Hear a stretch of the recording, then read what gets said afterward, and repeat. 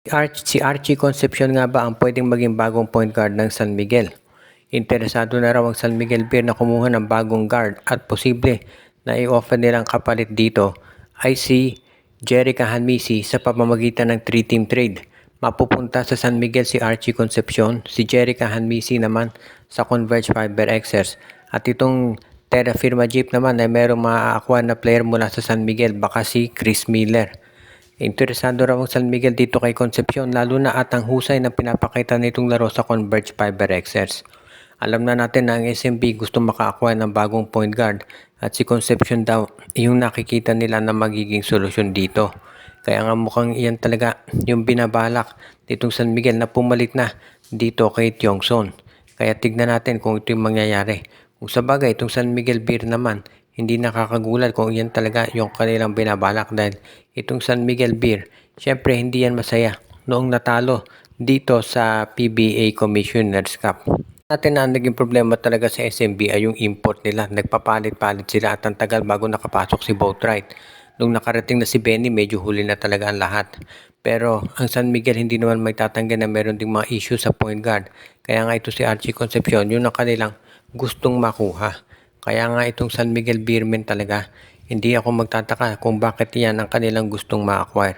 Kung sa bagay, itong San Miguel Beer, talagang nagdedesisyon na yan na gagawa ng mga panibagong approach dito sa kanilang roster para makita natin kung sino yung mga players na po pwede nilang maidagdag. Itong si Archie Concepcion ay underrated yan at mukhang nababagay dito sa San Miguel. Kaya nga sa tingin ko yun talaga na pwede nilang makuha at fair trade naman kung si Jeric din ang magiging kapalit para sa Fiber Xers. Kaya ito yung transaction na sa tingin ko i-approve agad ng PBA. Ang Meralco Bolts ngayon ay under pressure dahil kahit na sabihin nating llamado ang TNT tropa dito sa kanilang matchup, marami pa rin ang nagsasabi na itong Meralco dapat makaabot sa finals kasi sila ang number 4, ang TNT ay number 8. Pero dahil nga nasa TNT si Bol, sila pa rin ang llamado. Pero marami ang nakatingin talaga dito sa matchup na yun at sinasabi na itong Meralco Bolts talaga ay isa doon sa mga teams na kinakailangan na mag-deliver para sa TNT.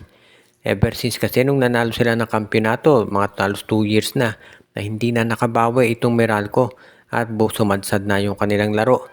Nasabi nga para sila nagiging NLEX na hanggang semis na lamang. Pero itong Meralco Bolts, kumpiyansa pa rin si Coach Luigi Trillo na magagawa nila ng paraan niyan.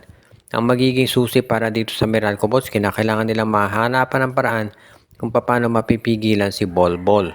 Posible rin na baka ang gawin ng Meralco dito, itong si Manut Bol, hahayaan na nila na mag-score na umiscore kahit 50 pa gawin niya. Pero ang pipigilan nila ay yung mga local players dito. Dahil parang yan yung nakikitang paraan nitong Meralco para masigurado na sila ay magiging ready pa rin dito sa mga susunod na laban.